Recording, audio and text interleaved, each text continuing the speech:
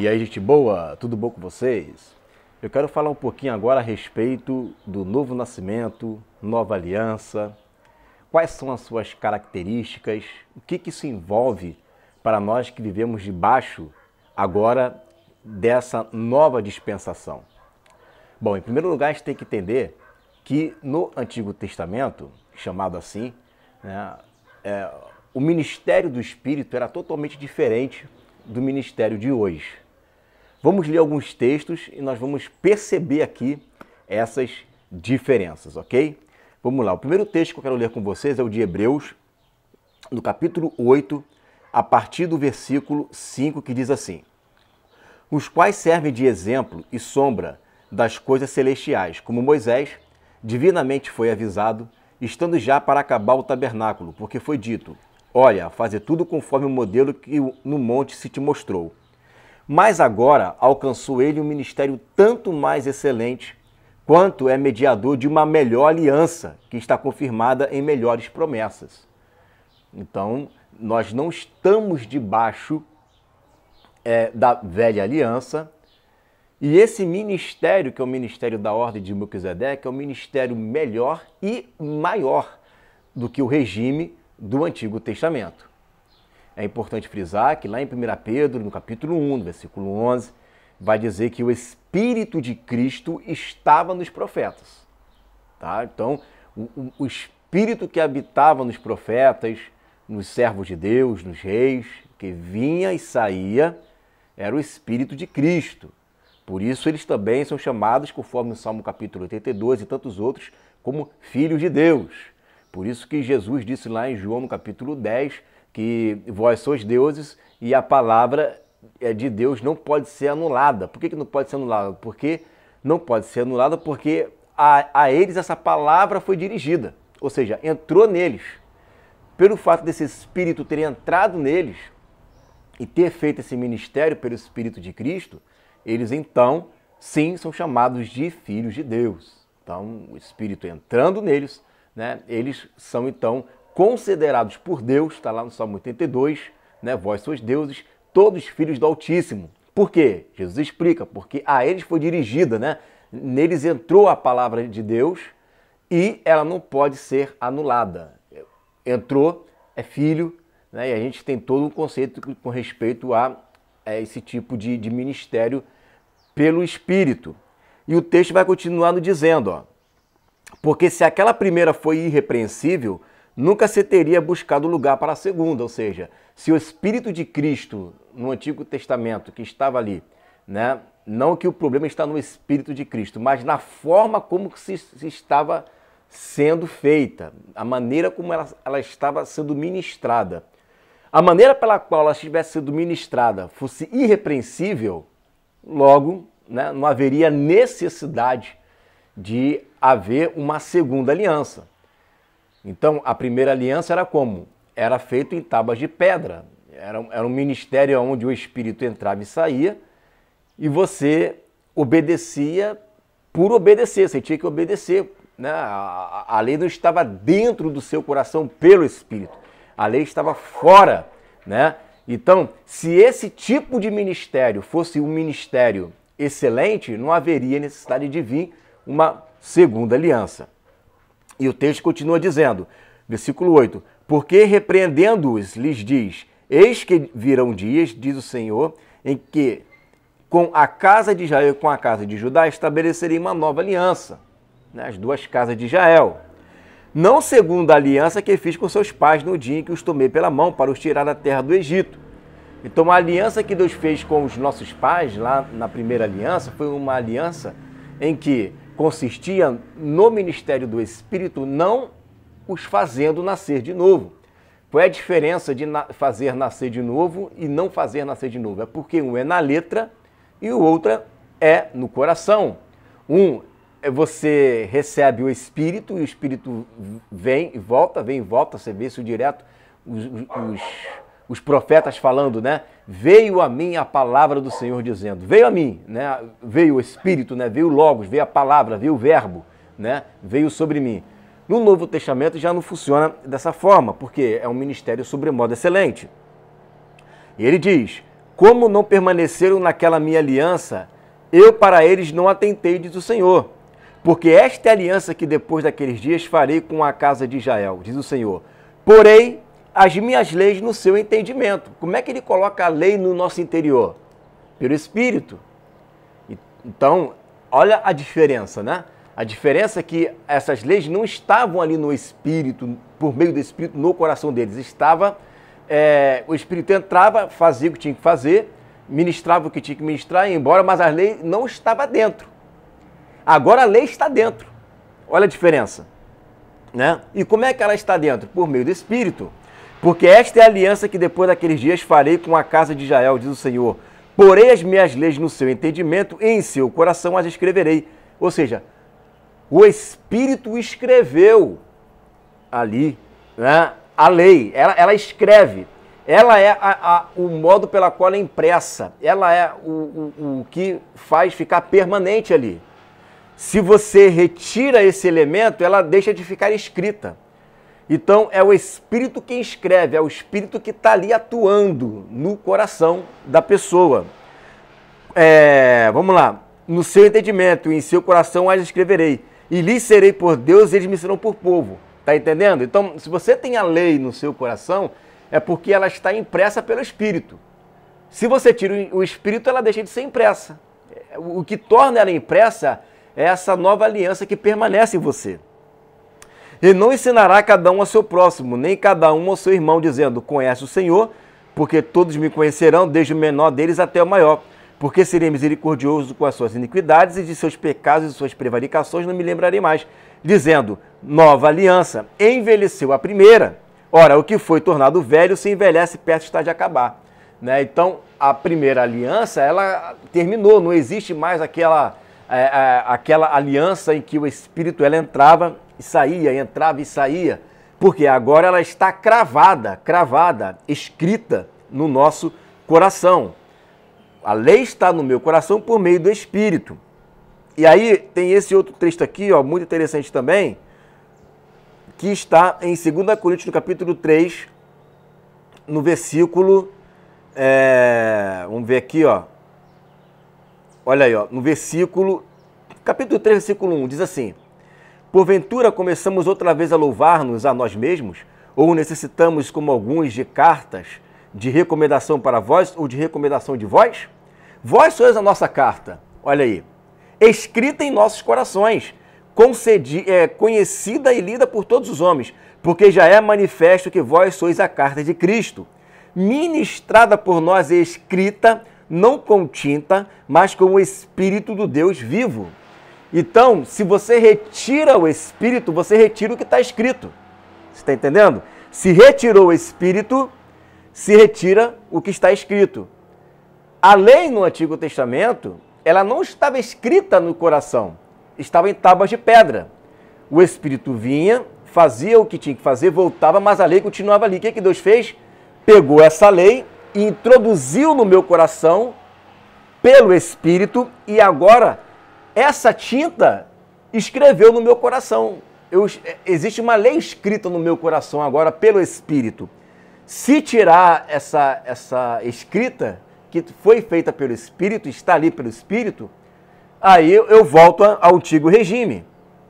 Porque já é manifesto de vós, que vós sois a carta de Cristo, ministrada por nós, escrita não com tinta, mas com o Espírito do Deus vivo, não em tábuas de pedra, mas nas tábuas da carne do coração.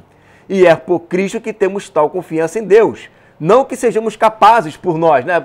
Ou seja, isso não vem de mim, porque se fosse de mim já era, porque eu cometo pecado, eu erro. É uma coisa que vem direto de Deus. Isso tem a ver com Ele, não tem a ver comigo. Não que seja por nós, de pensar alguma coisa como de nós mesmos, mas a nossa capacidade vem de Deus, o qual nos fez também capazes de ser ministros de um novo testamento, não da letra, não como era antigamente, não como era lá com os profetas, que o Espírito vinha e voltava, e por isso não estava impressa no coração, mas do Espírito, porque a letra mata e o Espírito vivifica. Continuando, e se o ministério da morte, gravado com letras em pedras, veio em glória, de maneira que os filhos de Israel não podiam fitar os olhos na face de Moisés, por causa da glória do seu rosto, a qual era transitória. Então, esse ministério do Antigo Testamento, essa glória que havia nesse Espírito que atuava nos profetas, era transitória. E esse trânsito, o que é transitório?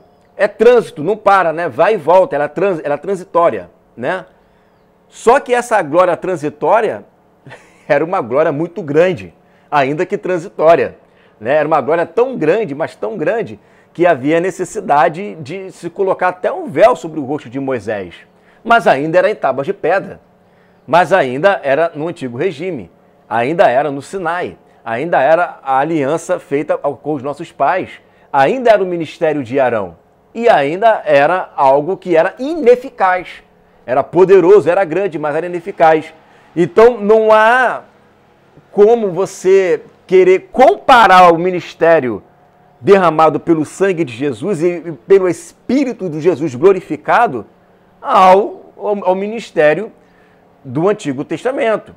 Aquela é transitória, era uma glória que tem texto que diz que a glória que desvanecia, que apagava, que saía. A glória dele desvanece, a glória dele vem e vai embora. É por isso que chama de transitória. Aí vai dizer, ó, por causa da glória do seu rosto, qual era a transitória? Como não será de maior glória o ministério do Espírito? Por que é de maior glória o ministério do Espírito? Porque ela não é transitória, ela não desvanece, ela vai de glória em glória, ela só cresce, ela só se torna cada vez mais semelhante ao Senhor. Aí diz assim, tendo, pois, tal esperança, usamos de muita ousadia no falar, e não somos como Moisés. Ó, nós não somos como Moisés. No ministério dele, a forma como o Espírito atuava lá no Antigo Testamento não é igual a nós. Nós não somos como Moisés, que punha um véu sobre a sua face para que os filhos de Israel não olhassem firmemente para o fim daquilo que era transitório.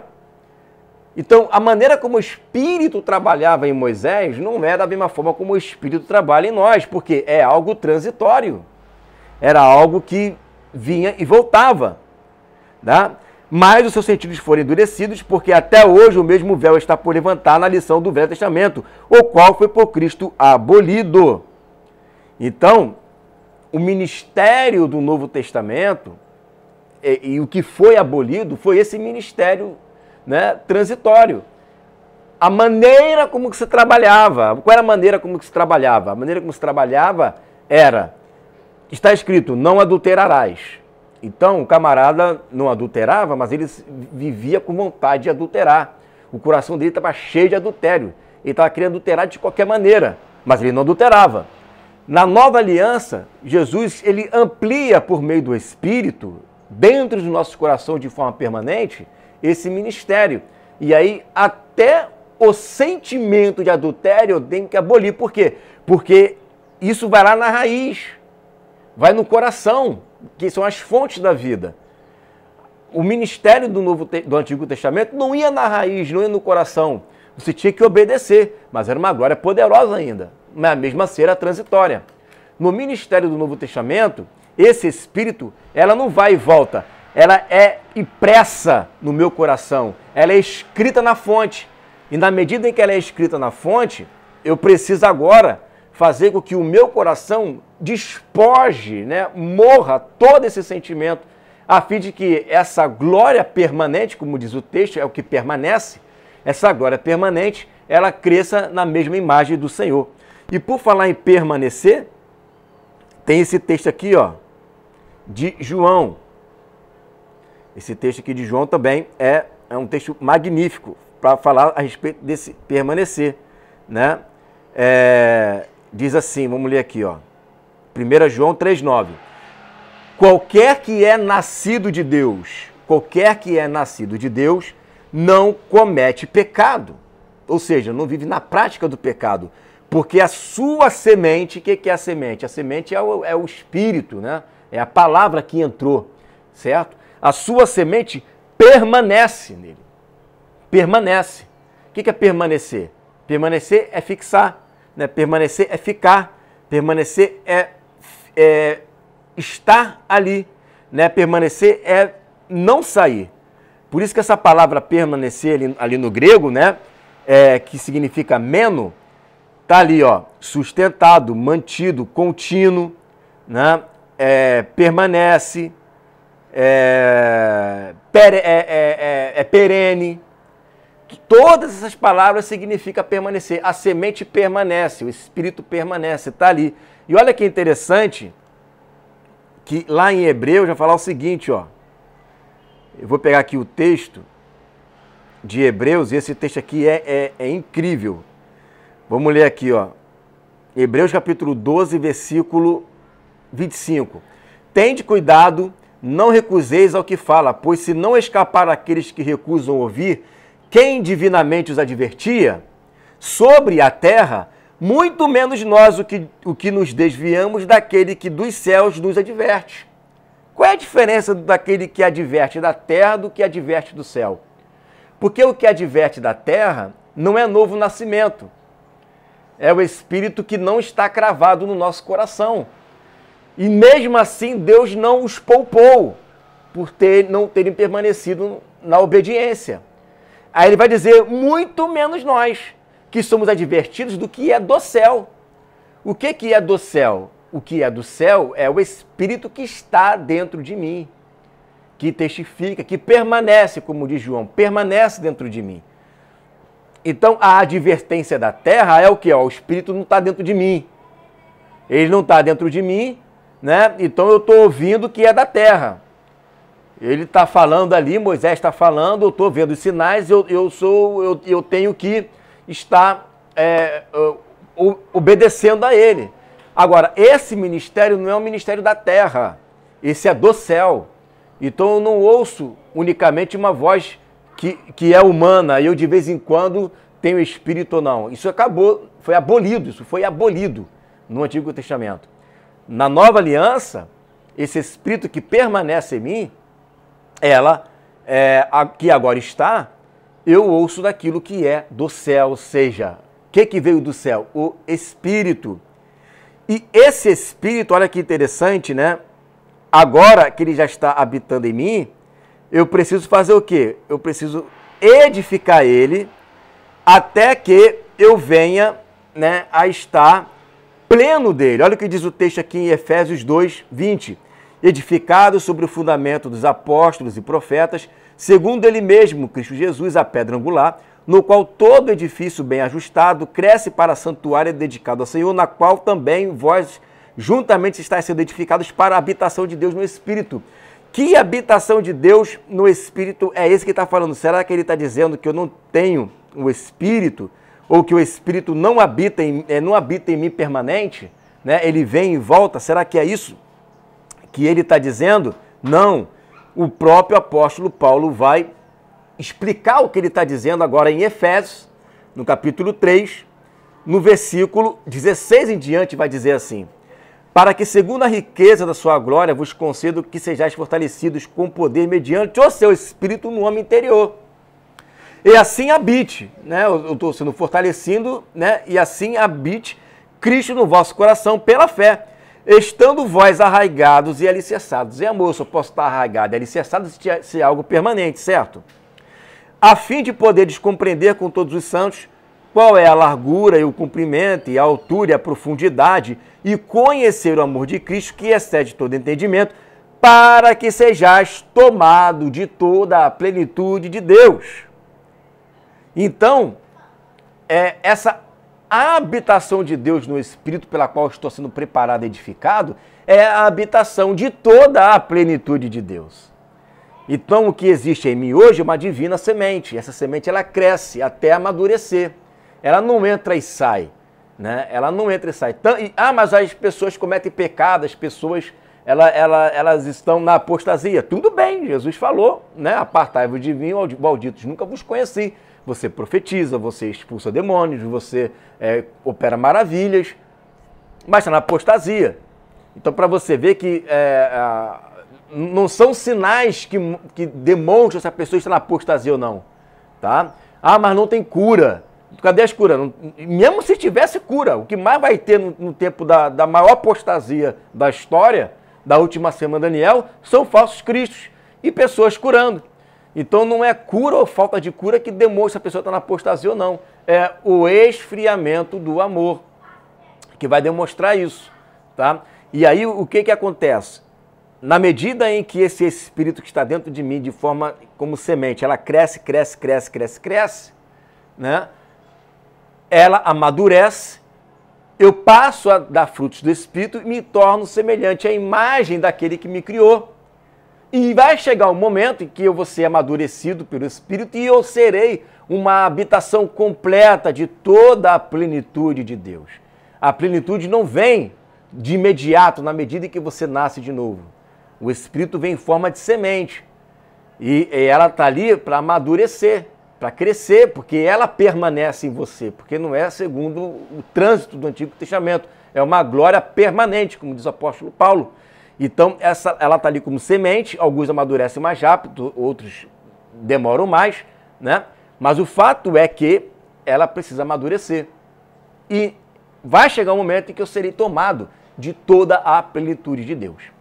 Certo, irmãos? É isso, né? Que eu tenho para trazer para vocês, esse estudo magnífico, essa glória permanente, né? Que é muito diferente da glória transitória, né? Se continua do mesmo jeito, nós hoje estaríamos numa glória transitória. Mas não é o caso, a nossa glória não é transitória, a nossa glória não é de Moisés, é a da letra, da letra do Espírito inscrita no meu coração. Então ela escreveu, né? Se escreveu pelo Espírito, está lá escrito, e o Espírito está ali na letra, né? Edificada no meu coração, ponto, né? Esse é o ponto X e chave da nova aliança. Sem isso não tem nova aliança. A nova aliança é tudo no interior, por isso tem a ceia. A ceia ela mostra justamente isso. Quando você introduz o sangue, quando você introduz o pão, ela está mostrando exatamente isso. Você interiorizar tudo que é Cristo. Tudo que é Cristo está fazendo parte de você. Você não sabia desse mistério do Cristo? Do corpo de Cristo? É isso, né? Quando você toma da ceia, do pão e do vinho, o que acontece com os elementos que você come? Aquilo faz parte de você. Aquilo se torna você. Você é o que você come, você é o que você bebe. Então, você comendo e você bebendo, aquilo faz parte do seu interior, faz parte do seu corpo, aquilo se torna parte de você. Então, quando você toma do sangue e toma do pão, você come disso, e isso é a nova aliança, e isso já faz parte de você, e isso não sai de você. Percebe? Então, olha que tem, por isso que Paulo fala, tem gente que não consegue discernir o corpo, né? Não está discernindo o corpo, tem muitos fracos, doentes, não poucos os que dormem. A pessoa está fraca, a pessoa está doente, não sabe, está fraca e não sabe, mas por quê? Porque não consegue discernir o corpo. Então, o corpo de Cristo é isso. Por que comer? Deus mandou comer à toa, né? Só para a gente comer junto. Não. O comer tem um símbolo disso daí, que é o quê? Eu sou um pão. Paulo fala isso lá em 1 Coríntios capítulo 10. Todos nós somos um pão e comemos deste mesmo pão. Então, assim como o corpo eu faço parte hoje, 24 horas eu faço parte do corpo de Cristo. Por que 24 horas eu faço parte do corpo de Cristo? Porque durante 24 horas eu sou co-participante do Espírito de Cristo. Se tiver algum momento na minha vida que eu não faço parte, se o Espírito de Cristo não estiver em mim, é porque naquele momento eu deixei de fazer parte do corpo de Cristo. Isso aí é a coisa, né, que o Antigo Testamento mais frisa, o Novo Testamento, perdão, mais frisa sobre a questão da nova aliança. Amém, queridos? Fiquem com essa palavra em nome de Jesus.